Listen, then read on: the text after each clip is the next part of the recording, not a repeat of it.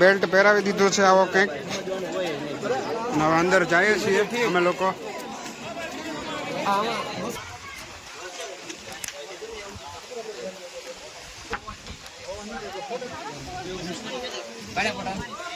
પણ વ્યવસ્થા છે અને સાયકલની પણ છે.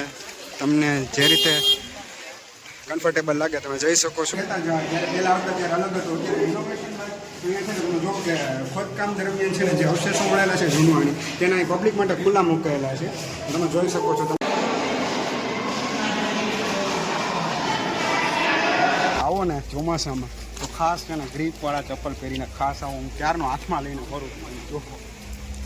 હેલો યુટ્યુબ ફેમિલી, સ્વાગત છે તમારું આજના મારા નવા બ્લોગની અંદર. બધાને જય માતાજી, જય ગિરનારી. તો કેમ છો બધા? મજામાં? કારણ કે આજે કૃષ્ણ જન્મોત્સવ અને આ આઠમ તો બધાના રજા હોય, સ્વાભાવિક છે. તો આજે છે કૃષ્ણલાલાનો જન્મ દિવસ અને અમે જઈએ છીએ અત્યારે ઉપરકોટ ફરવા માટે. અમારી પાસે છે શ્યામભાઈ, રક્ષિતભાઈ અને હેતભાઈ. તો આજે અમે ડિસાઈડ કર્યું કે ભાઈ અત્યારે છે ને અમારે જવું છે ઉપરકોટ. કે અમે એવું ઈચ્છા છે કે ભાઈ છે ને અહીંયા ખુલ્લું હોય, કારણ કે આવતીકાલે તો વધારે પબ્લિક હતું ને તો બંધ હતું. તો શું કહેશો, આજે આપણે જઈ આવું છે ને?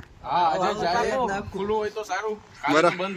કાલે બંધ હતું અને અમે ભાઈ ડિસાઈડ કરતા હતા કે ભાઈ અમે જાય ગાંઠીલા કે એવી કોઈ જગ્યાએ જાય, પણ ત્યાં તો છે ને પોસિબલ નથી. કારણ કે એટલું પબ્લિક છે ને એમ થાય કાંઈ જુનાગઢમાં રહીએ જ ને તો ત્યાં જવું એ બધું અઘરું પડે છે. તો મળીએ તો સીધા આપણે ઉપરકોટ.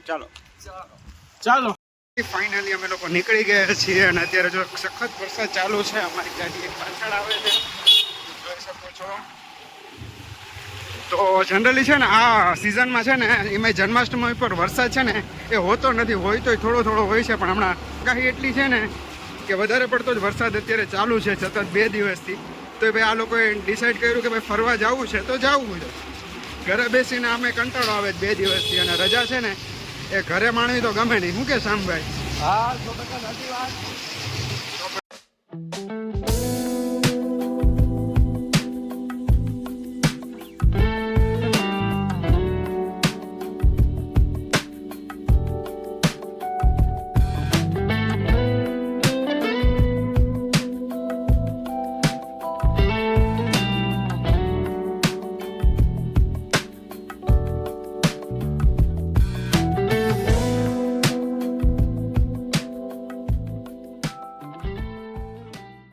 ફાઇનલી આપણે ઉપરકોટ પહોંચી ગયા છે મિત્રો. સામે ઉપરકોટનો ગેટ તમે જોઈ શકો છો અને પબ્લિક જોઈ શકો છો. આજે આઠમની પબ્લિક ચોરોમાં છે. આજે રજા માણવા માટે પબ્લિક નીકળી ગયું છે.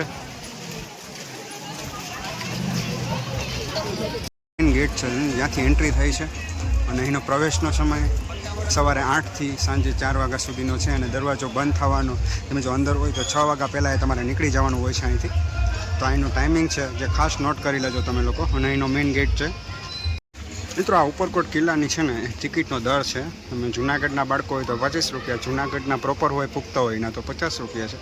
બાળકોના 50 રૂપિયા છે, પુખ્ત હોયના બહારગામના હોય જુનાગઢથી આઉટ ઓફ સિટીના તો 100 રૂપિયા છે. વિદેશી પ્રવાસીઓ માટે 500 રૂપિયા ટિકિટ છે. અને લાઇટ એન્ડ સાઉન્ડ શોની પણ અહીં ટિકિટ છે, તમે વાંચી શકો છો. જ્યાં શાળાના પ્રવાસના વિદ્યાર્થીઓ માટે પણ 50% ડિસ્કાઉન્ટ રાખેલું હોય છે, જે બહારથી આવતા હોય છે એના માટે. અને આ ગાઈડની ફી નીચે લખેલી છે. અને એ સિવાયની પણ અહીં અન્ય સેવાઓ પણ છે. તમે સ્ક્રીનશોટ લઈ અને અહીંની મુલાકાત લઈ શકો છો. અને સામે છે એનો મેપ છે ને એ ઉપરકોટનો દોરેલો છે કે ક્યાં વસ્તુ કઈ જગ્યાએ આવેલી છે. તો તમે અહીં મુલાકાત લેવા આવો તો આ બધી એની જગ્યાઓ છે નક્કી કરેલી છે. અહીં ફૂડ કોર્ટ છે કે પછી પાણીની બધી સુવિધા છે તમને અંદર મળી રહેશે. અને પાન માવો ખાતા હોય તો અંદર ન લઈ જતા, કારણ કે અહીં સખત અહીં સિક્યોરિટી દ્વારા તમને રોકી લેવામાં આવશે. તો જેની ખાસ કાળજી રાખજો. બેલ્ટ પહેરાવી દીધું છે આવો કંઈક. હવે અંદર જઈએ છીએ અમે લોકો. બધા પાસે જો આવી ગયું છે. શ્યામભાઈ તમારું બતાવો. હા, આવું કંઈક બેલ્ટ છે. હવે ઇલેક્ટ્રોનિક છે કે શું છે એ ખબર નહીં, પણ આવું કંઈક આ લોકો આપે છે. ચાલો સિક્યોરિટી ચેકિંગમાં જઈએ આપણે લોકો. તમે જોઈ શકો છો આજની પબ્લિક ભયંકર માત્રામાં છે.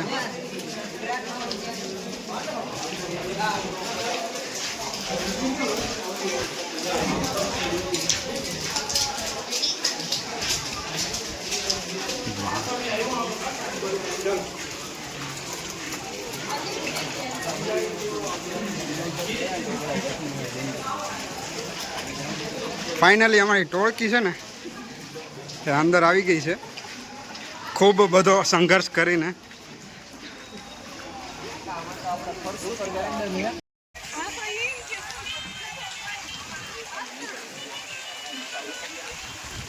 ઉપરકોટનું નવનિર્માણ બાદ અમે છે ને જૂનાગઢના વાસીઓ છે ને અમે પહેલી વાર આવ્યા છીએ. કેવું લાગે છે? પેલા ઘણું જાણે છે ને તમે, એવું લાગે કે ભાઈ જોધપુરના કિલ્લા માટે લેતા હોય એટલું સરસ ચોખાઈ અને એટલું સરસ છે ને અહીં વાતાવરણ અને ચોખાઈ સરસ થઈ ગઈ છે. તમે જોઈ શકો છો મારા શ્યામભાઈ. અને અહીંથી જૂનાગઢનો મસ્ત નજારો તો બહુ મસ્ત છે જગ્યા. તમે આવવા જેવું છે, તમે આવજો ક્યારેક.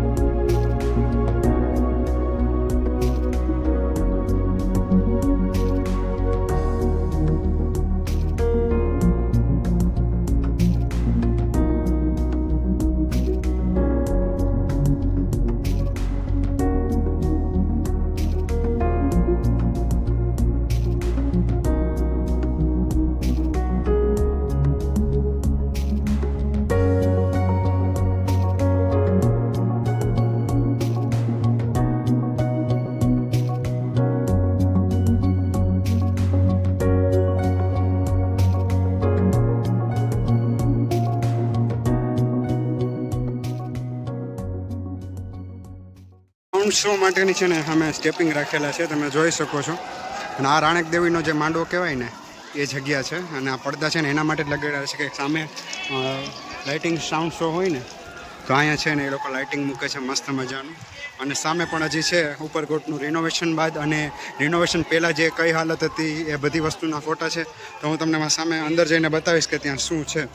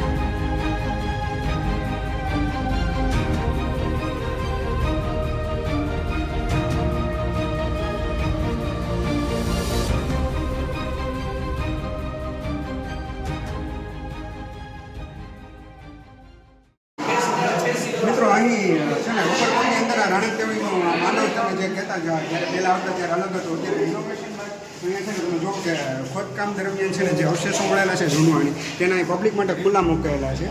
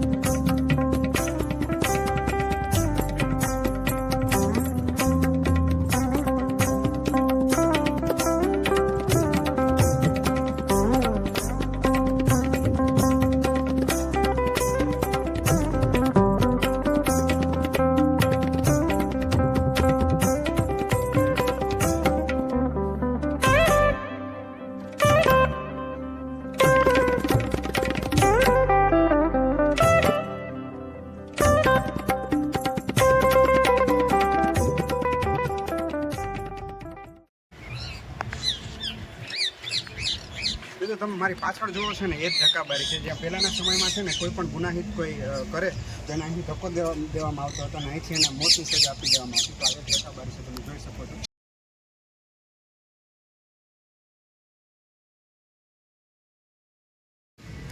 અહીં નાનામાં નાની અને સૌથી મોટામાં મોટી અનેક તોપો પણ આવેલી છે, તો જે પણ આકર્ષણનું કેન્દ્ર છે. તમે જરાક આવો તો અહીં જોજો.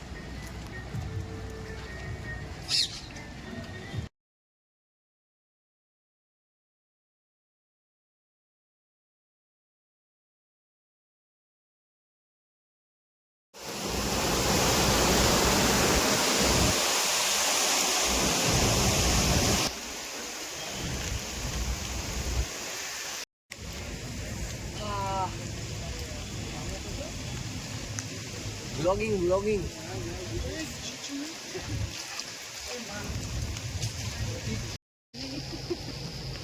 મિત્રો આ જે તમે જોવો છો ને એ તળાવ છે અને અહીંયા રાજા મહારાજાઓ પહેલાંના સમયમાં હજારોની ક્વિન્ટલમાં છે ને અહીં પાણી એકઠું કરતા હતા અને પ્રજાઓમાં વેચતા હતા. તો અહીં પાણી છે ને એ વર્ષોના વર્ષ છે એ ખૂટતું નહીં અને એકઠું થઈ જતું ચોમાસા દરમિયાન.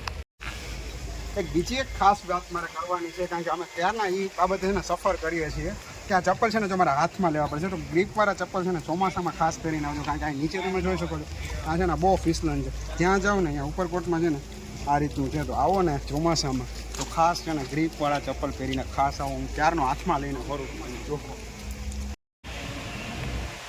મિત્રો. આપણે આગળ જોયું કે ઢીલમ ટોપ અને માણેક ટોપ જે ઊંચી ઊંચી ઉપરકોટની જે મેઇન ટોપો છે એમાંની એક કડાના ટોપ છે જે 1538ની સાલની અંદર દીવના રાજાએ અહીં મોકલેલી હતી યુદ્ધ માટે. આ પંચધાતુની છે ને એ ટોપ બનેલી છે જે ખરેખર ઉપરકોટનું આકર્ષણનું કેન્દ્ર છે. નાની મોટી અનેક ટોપો તો આવેલી છે પણ આ ચાર છે ને એ બહુ મોટી મોટી ટોપો અહીં જૂનાગઢના જિલ્લામાં અહીં પ્રદર્શન માટે રાખેલી છે. તો અહીં આની વિશેષતા એ છે કે આ પંચધાતુની છે ને આમાં રંગો અલગ અલગ છે તો એને વિશેષ બનાવે છે. મિત્રો આ હતો ઉપરકોટની જગ્યા બધાને મજા આવી ગઈ. અમને લોકોને કંઈક અલગ જ આમ ફિલિંગ આવી ગઈ કે ભાઈ આટલું સરસ રિનોવેશન બાદ આટલું સરસ થઈ ગયું. અમને ખ્યાલ નહોતો, અમે જૂનાગઢમાં જ રહે છે છતાં એટલી ખબર નથી કે ભાઈ આટલું સરસ છે ને રિનોવેશન થઈ ગયું છે. એટલે જોધપુરનો જે કિલ્લો છે ને એની કમ્પેરિઝન કરી શકું આની હારે, કારણ કે એટલી સરસ અહીંયા આટલો ખર્ચો કરીને ગવર્મેન્ટે આ બધું બનાવ્યું છે. તો તમે પણ એક વખત લાવો લેજો અને જોજો કે ભાઈ અહીંયા ખરેખર છે ને આ બહુ મસ્ત જગ્યા આવવા જેવી છે. તો તમે પણ લાવજો. તો આશા કરું છું કે તમને આજનો મારો બ્લોગ ગમ્યો હશે. ગમ્યો હોય તો લાઇક, કોમેન્ટ, શેર, સબસ્ક્રાઈબ કરી દેજો. મળીએ પછી નવા વિડીયોમાં. ત્યાં સુધી આવજો બધાય. જય માતાજી, જય ગીતા, બાય બાય.